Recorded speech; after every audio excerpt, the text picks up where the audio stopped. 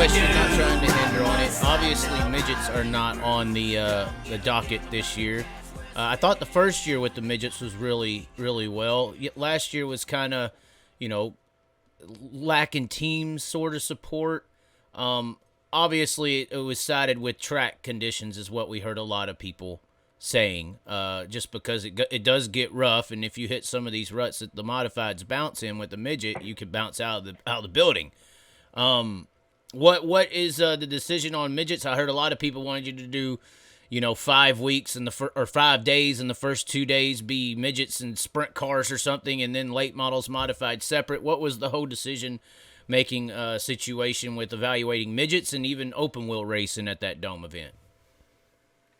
So I obviously have nothing against midgets and sprint cars. I mean, I've done several things with them over the years, and on the midget side of things, I loved having them at the event. And yes, they put on, a hell of a show last year. But the issue is I'm a promoter, and you need names to make big events happen. And I don't like doing small events. I just don't. So it's nothing against teams because I have a lot of teams that reached out after basically, announcing that we weren't going to bring them back, saying screw it, we'll come. And it's like, I want to provide an event for those guys. Trust me, I do, but it just can't be this one. We have limited space we deal with. That's one of our issues. And this year we have less space than we've ever had because they're making a ton of renovations on the Dome and around the facility. So I don't have as big of a pit area. So that factored into the decision. Logistically, they need pushed off. You got to go red a lot and stop and go and all these different things that, a race car with a starter and can take off on their own don't have. So that was another factor. And then obviously not having the support. I was, frankly, I was kind of a little surprised and a little disappointed.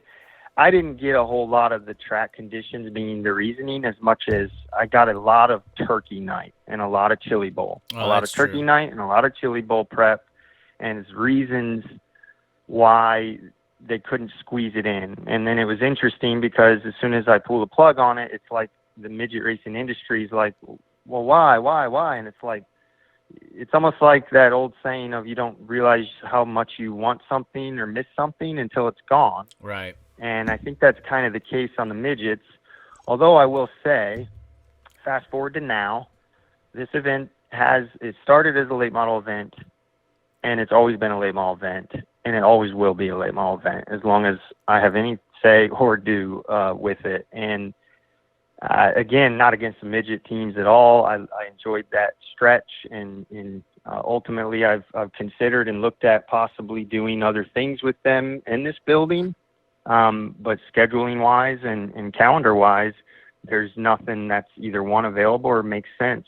So it's kind of one of those things that are on the sidelines. I don't know if that's forever or if in the future it'll change. Maybe I'll be able to do something in the future. But for now, I just wanted to go back and focus on what the event was really built upon.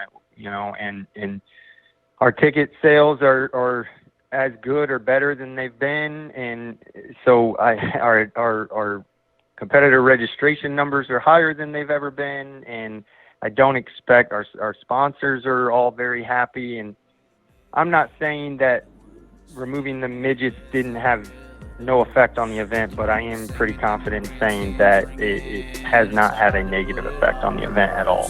Now, this is how we ride. This is how we do